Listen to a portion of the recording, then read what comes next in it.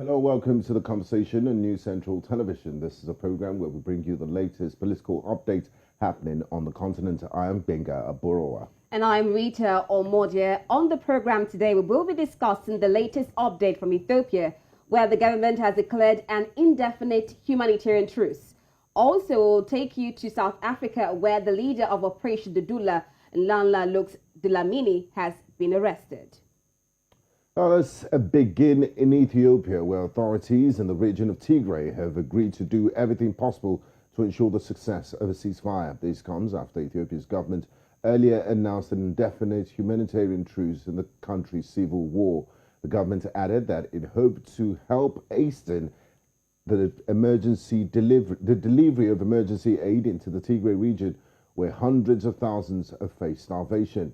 The Tigrayan forces also said they were committed to a pause in hostilities as long as the government took concrete steps to allow aid into the region.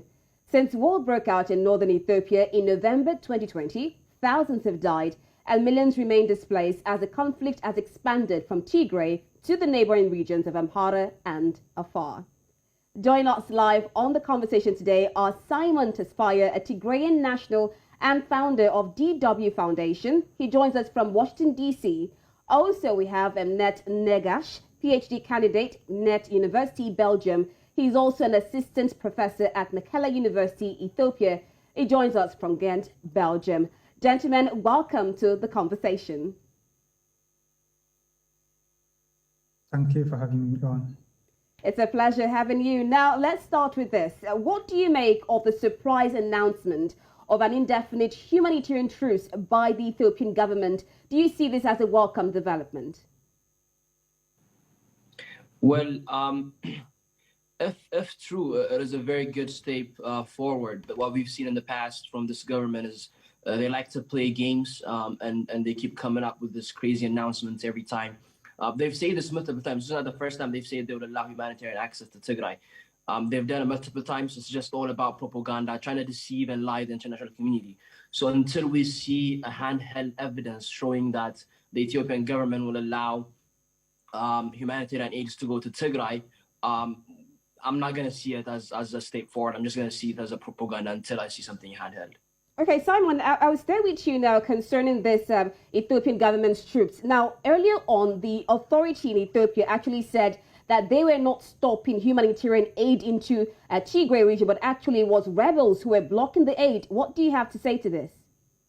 So one thing to keep in mind with this announcement, what makes it funny is, yes, the federal government has multiple times said they would allow aids to go to Tigray, but what's going on is not just the federal government that controls those areas. There are multiple other stakeholders like the Eritrean troops, the Afar Regional Special Forces, and the Amhara troops. And in my opinion, they're just playing games. That's what they do. The federal government will do something, and the Afar Regional Force will say another thing. The Amhara militias will say another thing, and it's just games for them. So the first question that we need to ask is, does the federal government, the Ethiopian government, has full control over Ethiopia? And just an announcement coming from the Ethiopian government, does that mean that the Afar Regional Forces or the Eritrean forces will allow those aids to go in? In the past, we've seen that the federal government has zero controls in those areas. They've labeled a group of militias that are armed in Amhara region named the Fanos out of control, and they're the ones that run those regions. So for me, it's just games until all parties come together, discuss, and come up with a solution. And the funny part is they've called it a unilateral truce. How can you have a unilateral truce when your conflict is based on several regions? There's the Tigrayan forces as well. There's the Ethiopian forces, in addition to the Eritrean and the Amhara militias as well. So unless all of them come to table and discuss and come up with a solution, this is just games. Okay, thank you, Simon. Moving to you, Emnet. What do you make of this announcement? It's not the first time that it happened. It happened last year. And a day after prisoners were released, the Ethiopian Air Force did bomb Mekelle, did bomb Tigray, and it led to lots of casualties.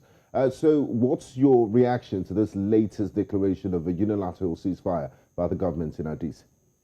Thank you for that. And Simon has made important remarks on that. And in principle, this is a welcome development that people are perishing in a dark without having food and medicine and without even being able to contact to the rest of the world. And in this time, it's a welcome development, but I'm afraid this is not any different from the developments that has happened last year in June, which they termed it to be a unilateral ceasefire by then, and now again it has come to be a humanitarian truce, and which really doesn't really make sense. And of course, if you see to conflicts all over the world, humanitarian access is not supposed to be conditioned with any military or political conditions. But in this case, again, if you have seen the statement made by the Ethiopian government, it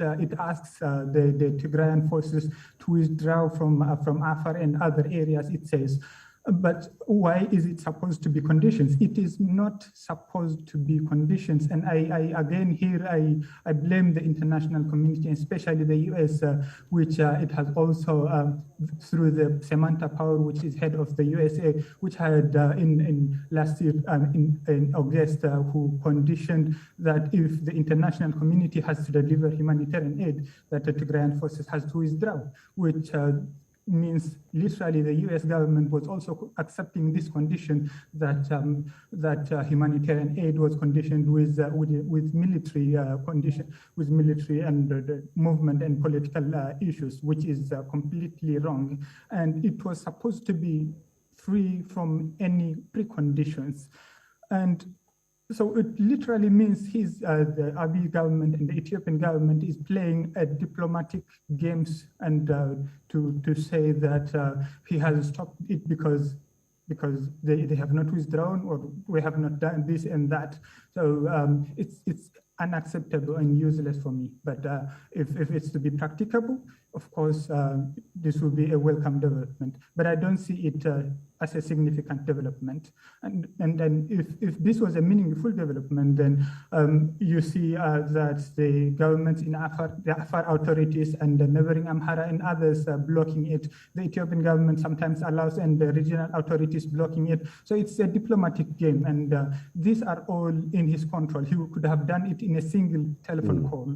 And not only that, but if he was willing for a peace deal and for positive developments, they could have allowed at least the telephone, the banking, electricity, and other services which they could do with a single click in their machines there in the federal authorities.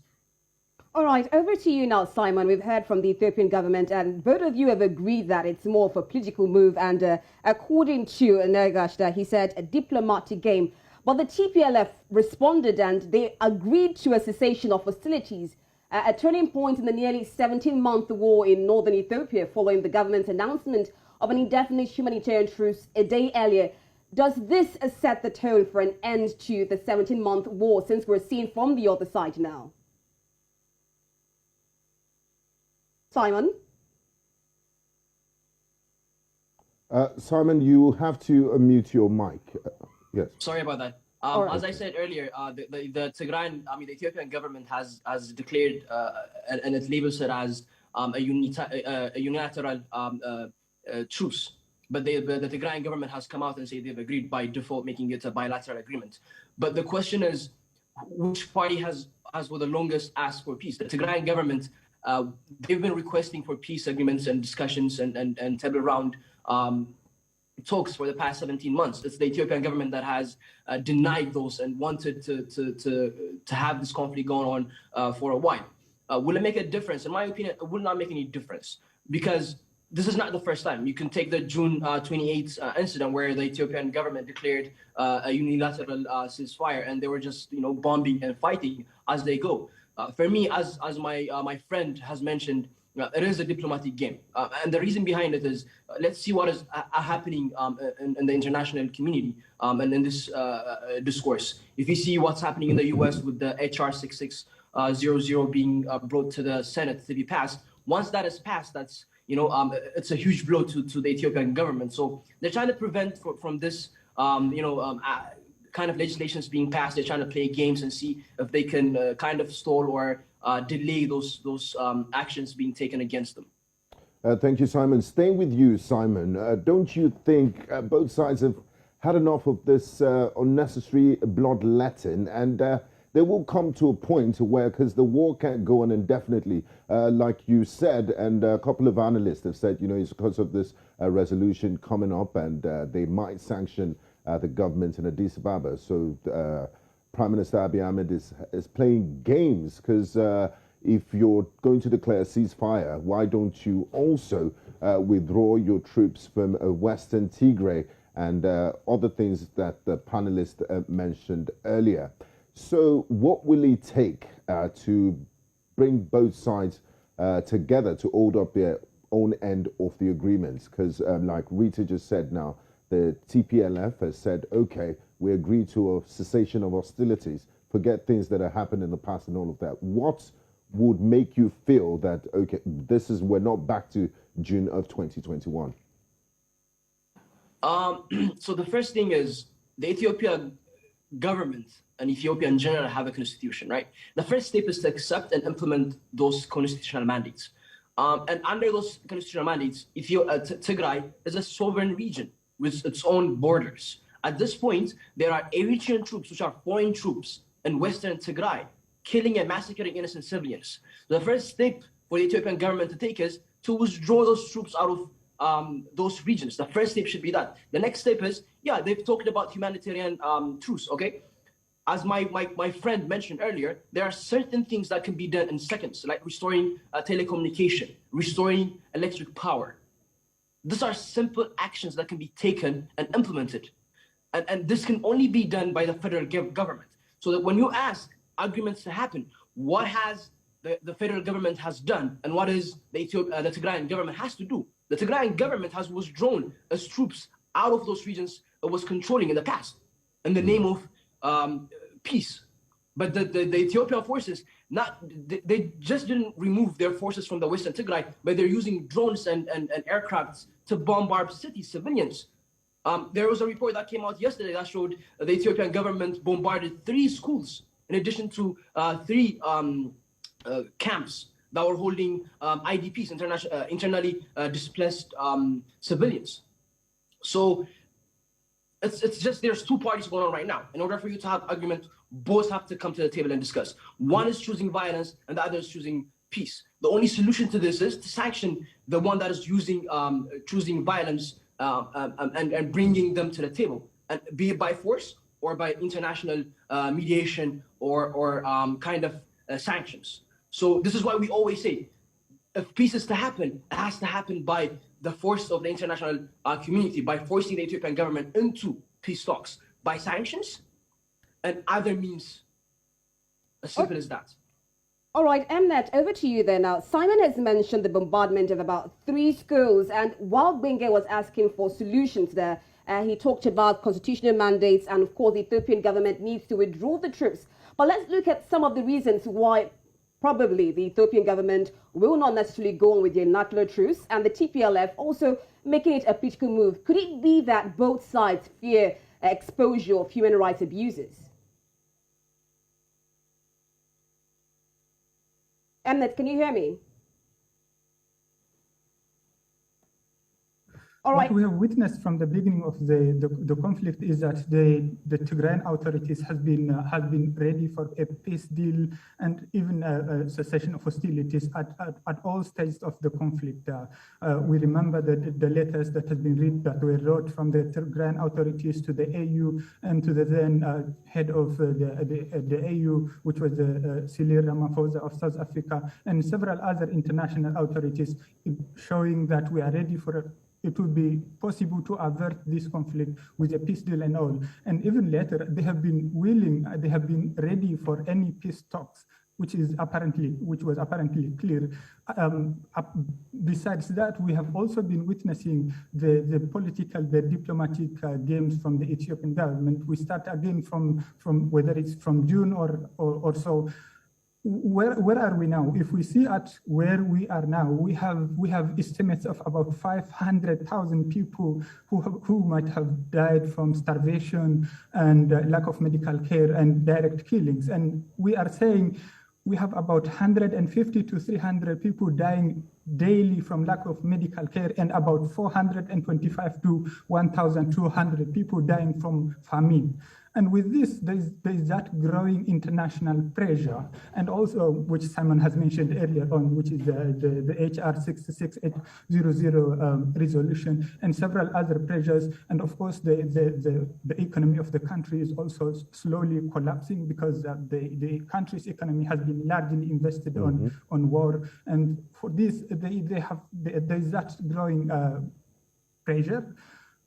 And now that they are into saying this, but not into real promise, into real practices. And I am not expecting it, and that's why they are conditioning it with other reasons, so that they could easily say we are not respecting into this, and so that they could easily continue doing this. And that's how I see it. Okay, thank you, Emnet. Now, Simon, this conflict has been raging for 17 months. It's a high-intensity war. And I would just like you to tell us what some of the consequences of this war has been, especially on the people of Tigray. What are some of the humanitarian consequences of this protracted war that has been going on for quite too long now?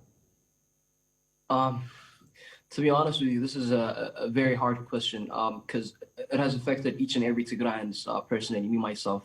I have my family back in Tigray. I haven't had a chance to talk to them for the past 17 months. I don't know if they're still alive. I don't know if they're starving right now. I don't know if they're sick, if they're getting medication. No clue. So the impact of this war is not just affecting Tigrayans within the region, but Tigrayans all across the world. Since the war had started, every Tigrayan has felt the pain. It knocks on our doors on a daily basis. We're hearing news of close families being murdered, being killed, in addition to dying due to lack of medication. Imagine having a sister or a brother that is a diabetic, and you know there's lack of medication, and you know there's so limited medication, and you don't know if that brother or sister or your father is getting those medications or not. On a daily basis, thinking you're going to get a call telling you they've gone. This is the effect that it has on me and other Tigrayans that are in the diasporas. But imagine what is happening in Tigray. Imagine those who are dying because of lack of food. Imagine starving to death. And think about those beautiful young women that were raped by this Eritrean forces and Amhara militias and the Ethiopian troops, and they're giving birth to children that they bared through rape, and those children are being born in a hospital where there's no medication. Imagine a deformed baby being born because of lack of nutrition of the mom. So, Simon, these are very terrible pictures you just painted, and it's harrowing. We have the African Union, you have the United Nations, international development partners. Why is this conflict not getting enough attention, the attention it should? And why are they not putting, the Ethiopian central government and Addis Ababa, they're the bigger people in this picture. They're the ones that have the means. They could be the bigger party to end this conflict. Why is there no pressure? That's a very good question, and I genuinely used to believe in diplomacy and international advocacy, and I always thought that the world would stand with humanity and bring up solution. But what we've learned, especially since the beginning of the Ukraine war, is it's not about humanity. Rather, it's about politics, geopolitics, and other interests as well. It's simply as we're Africans, as simple as that. If you see what happened in Ukraine. Within a couple of days, the world turned their face, and everybody was willing to accept and help, the Ukrainians, which is a good thing to do. But when you ask, what about Tigray? What happened in Tigray in Ethiopia? This war has been going on for the past 17 days. You could not even kind of equate those two wars. The Tigrayan war is by far very devastating. Over, as I said, 500,000 people have lost their lives. Over half the population is in the brink of collapse. So when you compare it to what happened in Europe and Ukraine and the response that has gotten, it's just as simple as disappointing and enlightening for most Africans as well. So in my opinion, it's just as simple as that. We're Africans, and that's how it is. All right, Emnet, over to you there. Earlier on, you blamed the international community for all this. Do you think the regional leaders now have done enough to end this war in Ethiopia? Yes, I don't think they have done enough. This was supposed to be about an agenda, an issue about humanity. We have international and regional charters saying that humanitarian access should never and by any means conditioned. And no African, I would say, at least the AU or other responsible authorities or the international community has never said this is, I mean, they have said it, but they have not been into their words to go into practice. And this is still being conditioned, and it's not only about the humanitarian access, but also part of the human rights. And people are now denied not only food, not only medicine, but the banks they have had, the electricity, the telephone, and all. So it's not just a question like to have electricity, telephone, and banking as a gift, but it's a service for which they pay. If we are for instance asking for banking, it's not just money for gift, but it's the money they have had deposited in the banks, and which they would pay for the services. If we are saying about electricity, it's the service for which they pay. The telephone, the internet, and all, it's the service for which they pay. And if it is about this, the humanitarian access and all, this should never by any means be conditioned with politics and military stuff. And this has to be immediately released. But then if we are to talk about peace deal and all, and more positive development, again, this needs more and more engagement, and the international community should by any means accept and support and embolden such tyrants who are conditioning humanitarian access and humanitarian law. Thank you, Emnet. Like you rightly said, peace can't come without justice. And just a few months ago, Simon, the former head of the International Criminal Court, the chief prosecutor Fatou Bensouda, was appointed by a UN commission she was appointed to lead a UN commission of inquiry to investigate war crimes committed by both sides in the conflict. Are you confident or hopeful that perhaps later, when all of this conflict is over, justice will be served? Because you painted a really, really terrible picture of things that are happening in Tigray. Yeah, I believe justice will be served. But when you talk about the United Nations appointing a head to lead the investigations, one thing to keep in mind is there are two parties again that are involved in this conflict, and both of them have been accused of abuses, abuses and massacres and a whole lot of accusations. So one has said they're open to investigations. They're willing to be investigated at any point, at any time. They're welcoming these investigations. And the other has said this is an intervention to our sovereignty, and we don't accept any kind of investigations and the likes. So that by default would make one of the accused kind of a little bit shady, if that makes sense. So will justice be served? Definitely. It might take time, it might be a year or two. Me as a Tigray, I'm not going to sleep until justice has been served. Those who have committed the atrocities will be brought to justice. And that is not going to happen just because the United Nations have appointed a commission to investigate. It's because me as a Tigrayan, every single Tigrayan, we're going to dig deep to bring these criminals to court, be it going to court or pressuring the international community. We're just going to make sure they're going to be brought to justice. There's no way to hide for them. If by any means they've committed any crime, any atrocities, the Tigrayan community will bring them to justice, be it to the International Criminal Court, be it to the federal courts of Ethiopia, be it to the courts in Tigray, be it to the US courts. It does not matter. Somehow, some way, me as a Tigrayan and my friends, my brothers and my sisters, the Tigrayan community will bring these criminals to justice.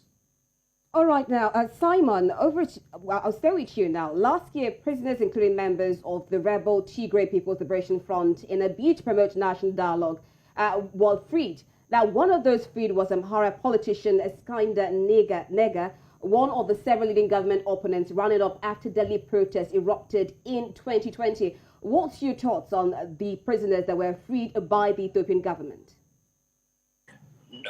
Definitely. So Iskandar Nagash, you said he's an Amhara nationalist. He's one of the people or political figures that have been advocating and pushing towards the current massacre and war that has been happening. Even though he was arrested, he's one of the prominent elites that have been advocating for Tigray to be invaded and for this current massacre to happen.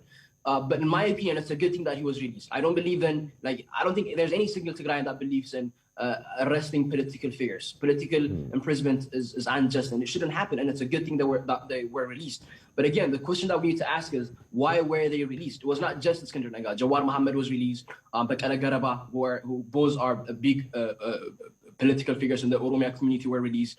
In addition to that, Abu Sabat Naga were released as well, which was a retired TPLF member, as you said.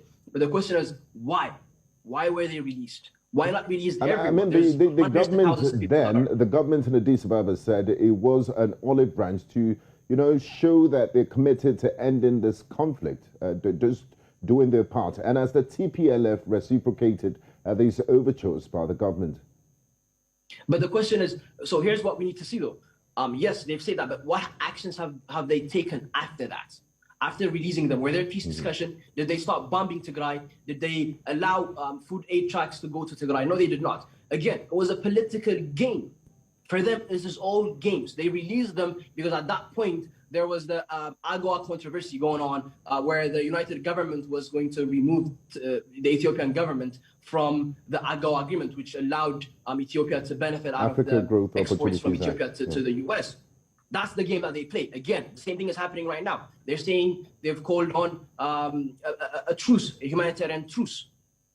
But are they going to implement it, or is it a political game? We've seen it again and again and again, and they keep playing games. And what we call on, when we ask for the international community is take actions.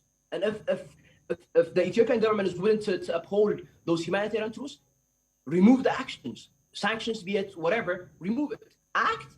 Once there's a solution, then we go forward. We just can't keep playing games where, I'll give you this, I'll take that kind of game. It doesn't work that way.